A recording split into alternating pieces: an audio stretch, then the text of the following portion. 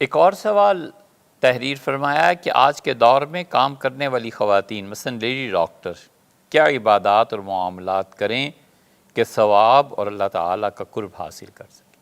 کیا کہنے بھئی، کیا کہنے لیڈی ڈاکٹرز کے اور ڈاکٹرز کے۔ بنیادی طور پر یہ لوگ اللہ کے دوست ہوتے ہیں، بنیادی طور پر اللہ تعالیٰ کی بڑی عنایت، مہربانی اور قرب کا، اللہ کے قرب کا، اللہ کی محبت کا جو موقع انہیں ملتا ہے نا، وہ زندگی کے باقی شعبوں میں کم ملتا ہے۔ آپ ایک حدیث سے ذرا اندازہ لگائیے، حضور اقدس صلی اللہ علیہ وسلم نے فرمایا جو مریض کی عیادت کے لیے جاتا ہے، اللہ کے 70,000 فرشتے یعنی لا تعداد فرشتے صبح جاتا ہے تو شام تک اور شام کو جاتا ہے تو صبح تک اس آدمی کی مغفرت کی دعا مانگتے ہیں۔ یہ عیادت کرنے والا ہے مریض کا، اس کا یہ اعزاز ہے، اور جو مریض کا علاج کرنے والا ہے، اسے صحت کی طرف لے جانے والا ہے ڈاکٹر، اس کا اللہ کے یہاں کیا مقام ہوگا، اسے قیاس سے سمجھنا چاہیے۔ یقیناً اللہ نے بہت بڑا موقع دیا ہوتا ہے انہیں کہ وہ خدا کی خوشی اور قرب کو حاصل کریں، اور نہ صرف اپنی مغفرت بلکہ وَمَنْ صَلَحَ مِنْ آبَائِهِمْ، ان کے ماں باپ میں سے جو نیک تھا، ان کی اولاد، الحقناہم بہم، دوسری جگہ اللہ نے فرمایا ہے ہم سب ان کے ساتھ جمع کر دیں گے۔ تو یہ ایک طرح سے اللہ کے دوست بخشے ہوئے لوگ ہوتے ہیں، بشرطے کہ یہ شریعت نے جو پابندیاں لگائی ہیں اس کے مطابق کام کرتے ہیں۔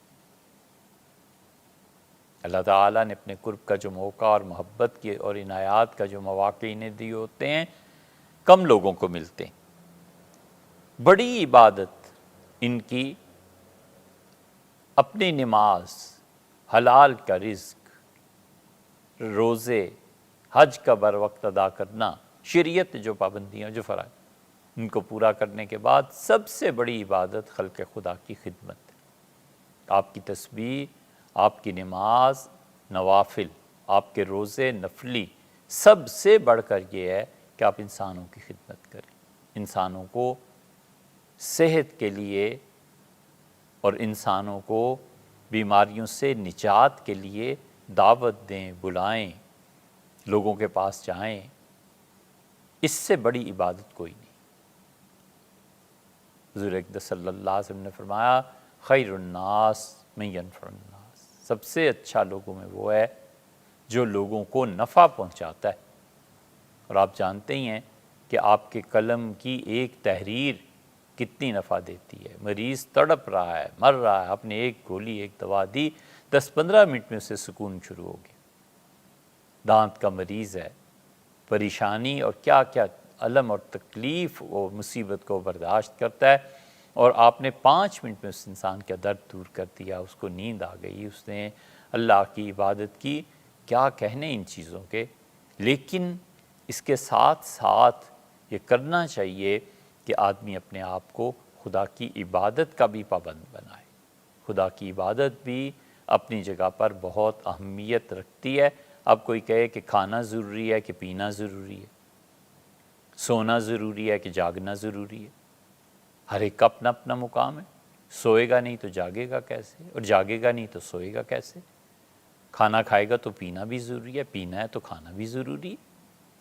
اسی طرح نفل جو عبادات ہیں، ان خواتین کو چاہیے، لیڈی ڈاکٹرز کو بھی ان نفل عبادات پر ترجیح دیں خلق خدا کی خدمت کو۔ ہاسپٹلز بنانا، میڈیکل کی ٹیچنگ اور نرسنگ کا بندوبست کرنا، غریب لوگوں کو دوائیاں مہیا کرنا، یہ بہت بڑے نیکی اور صدقہ جاریہ کے اعمال ہیں۔ آپ کو پتہ ہے امیر المومنین سیدنا عمر رضی اللہ عنہ اپنے زمانے کے جو اطباء تھے ان کے ساتھ کیا کرتے تھے؟ مدینہ منورہ میں کوئی طبیب آ جاتا تھا نا، مدینہ منورہ میں کوئی آدمی آ جاتا تھا جس کے متعلق پتہ چلتا تھا کہ یہ آدمی ہے جس کو طب میں اس زمانے کے میڈیکل میں کچھ بھی چیز آتی ہے تو سیدنا عمر رضی اللہ عنہ پابندی لگا دیتے تھے کہ تم مدینہ منورہ سے اس وقت تک نہیں نکل سکتے جب تک کہ اپنا علم منتقل نہ کر دو۔ تو اسے جو بھی چیزیں آتی تھیں اہل مدینہ کو سکھا کے جاتا تھا۔ آپ کو معلوم ہے کہ زہریلی چونٹیاں کاٹتی تھیں لوگوں کو، اور اس کی وجہ سے انسانی جسم میں حرارت اور بے چینی، جلدی امراض یہ پیدا ہو جاتے تھے۔ تو ام المومنین حضرت حفصہ رضی اللہ عنہا نے رسول اللہ صلی اللہ علیہ وسلم سے عرض کیا کہ اللہ کے رسول، یہاں ان زہریلی چونٹیوں کے کاٹنے کا علاج دم سے کیا جاتا ہے، یعنی کچھ پڑھ کے پھونکا جاتا ہے اور وہ زہر کے اثرات ختم ہو جاتے ہیں۔ حضور صلی اللہ علیہ وسلم نے فرمایا اسے سیکھ لو، لیکن دیکھو اس میں شرک کا کوئی جملہ نہیں ہونا چاہیے۔ اور ایک موقع پہ رسول اللہ صلی اللہ علیہ وسلم نے ارشاد فرمایا وہ چیزیں سیکھو جن کے ذریعے تم لوگوں کو نفع پہنچا سکتے ہو۔ اور آپ کو شاید معلوم ہوگا کہ ایک بدری صحابی رضی اللہ عنہ تھے اور انہیں مرض ہو گیا تھا اور کوڑ ہو گیا تھا۔ تھے بدری صحابی، اور بدری صحابہ رضی اللہ عنہ کے مقام سیدنا عمر رضی اللہ عنہ فرماتے تھے دنیا میں جب تک ایک بھی بدر میں شامل ہونے والا شخص زندہ ہے نا، خلافت پھر اس کے علاوہ کسی کا حق نہیں ہے۔ وہ اتنی ترجیح دیتے تھے۔ بدر والوں کے فضائل تو خیر کیا بیان کرنے، اب موقع نہیں، مگر انہیں یہ بیماری لگ گئی۔ یمن سے 2 آدمی آئے اور معلوم ہوا کہ اس بیماری کا علاج کرتے ہیں۔ سیدنا عمر رضی اللہ عنہ نے فرمایا خبردار جو تم نکلے اس شہر سے، مدینہ منورہ سے، جب تک کہ اس صحابی رضی اللہ عنہ کا علاج نہ کرو۔ وہ پریشان، اور انہوں نے کہا حضرت اس کا علاج ناگ پھنی سے ہوگا۔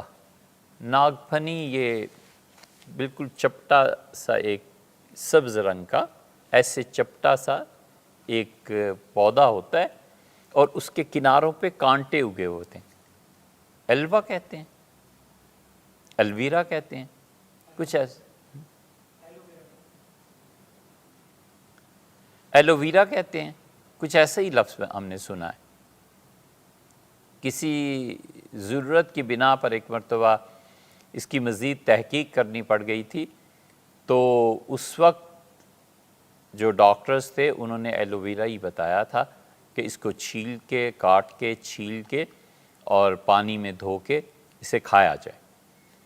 انہوں نے اس کا کہا کہ امیر المومنین وہ چاہیے اور مدینہ منورہ میں وہ ہے نہیں، تو سیدنا عمر رضی اللہ عنہ نے کہا بے فکر رہو میں تمہیں منگوا کے دوں گا، اور یمن خط لکھا کہ جلدی سے بیل گاڑی، اونٹ گاڑی جو بھی تھی بھر کے بھیجو، یہاں پر ان کو ضرورت ہے۔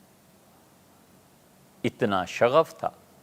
پھر وہ پہنچی ہے یہ پھل یا سبزی، یہ جو بھی اسے کہیے آپ، یہ پہنچا ہے، اور پھر سیدنا عمر رضی اللہ عنہ کا علاج کرو، اور انہوں نے ان کے پاؤں پہ اس سے تلووں پہ ملنا شروع کیا، یہاں تک کہ اگلے دن رات بھر وہ یہ کرتے رہے، اور اگلے دن جب اس صحابی رضی اللہ عنہ کو قے شروع ہوئی اور قے میں یہ آنا شروع ہو گیا، تلووں پہ ملتے رہے ملتے رہے ملتے رہے، حتیٰ کہ انہیں جب قے ہوئی تو قے میں یہی ایلوویرا آنا شروع ہوا، تو انہوں نے کہا بس حضرت اب یہ ہمارا علاج ہو گیا، ہم نے کر لیا، اور اب یہ جس مقام پہ ہے نا اس سے آگے نہیں بڑھے گا، یہ مرض اور مزید نہیں ہوگا۔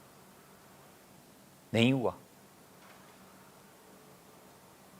طب میں، میڈیکل میں اتنی زیادہ کاوش اور کوشش مسلمانوں نے کی ہے کہ جو جہاں سے ملا ہے انہوں نے اپنے ہاں لیا ہے۔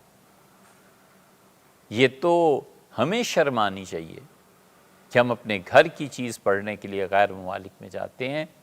ہمارے ہاں یہ اب سے نہیں ہے، امام شافعی رحمۃ اللہ علیہ 2 صدی اور 3 صدی کے آدمی ہیں۔ 204 ہجری میں انتقال ہوا نا، اور 150 میں ان کی پیدائش ہوئی تھی۔ تو امام صاحب رحمۃ اللہ علیہ فرماتے تھے افسوس، ایک جگہ تحریر فرمایا کہ افسوس مسلمانوں نے طب کا علم کھو دیا ہے اور عیسائیوں نے اسے لیا ہوا ہے، عیسائیوں کے پاس ہے۔ عیسائیوں کے پاس کیوں تھا؟ کیونکہ سیدنا مسیح علیہ السلام وہ بیماروں کا علاج کرتے تھے، مردوں کو زندہ کرنا، یہ سب چیزیں ان کے ہاں آئی ہیں نا، تو ان کی امت نے انسانیت کی خدمت کو بایمانہ لے لیا کہ ہم بھی ڈاکٹر بنیں، ہم بھی انسانوں کے کام آئیں، ہم بھی انسانوں کے لیے۔ مدر ٹریسا نے کتنا کام کیا ہے، ان کے کاموں کا اعتراف بھی ضروری ہے۔ جو انسانوں کی خدمات کا اعتراف نہیں کرتا نا، حقیقت میں وہ اللہ کا شکر بھی ادا نہیں کر سکتا۔ تو اس لیے آپ نے جو تحریر فرمایا، آپ کہتی ہیں کہ لیڈی ڈاکٹرز کیا عبادات اور معاملات کریں، اپنے نماز روزہ، اپنی اولاد کی تربیت، شوہر، اس کے حقوق کی رعایت، یہ سب چیزوں کے بعد سب سے افضل چیز ہے آپ کی اشراق اور چاشت اور تہجد سے بھی افضل یہ ہے کہ آپ لوگوں کی خدمت کریں۔ اور مریض کی طرف سے جو سختی پہنچتی ہے نا، اسے برداشت کرنا کمال ہے۔ یہ تو ڈاکٹرز ہی جانتے ہیں کہ مریض کیا کیا کہتے ہیں، گالیاں پڑ کیا کیا چیزیں اور وغیرہ وغیرہ، سب کو برداشت کرنا اللہ کے لیے کہ کوئی حرج نہیں۔ اس کا مرض جب دور ہو جائے گا تو سب سے پیارا میں ہی سے لگنے لگ جاؤں، اور پھر کسی کے پیار اور بغض اور نفرت، گالی اور تعریف سے ہونا کیا ہے، اللہ تو جانتا ہے نا کہ میں اس کے لیے یہ کام کر رہا ہوں۔ اپنی نیت کو درست رکھے، اس پہ کئی گھنٹے بات کی جا سکتی ہے، لیکن غالباً اتنا کافی ہو۔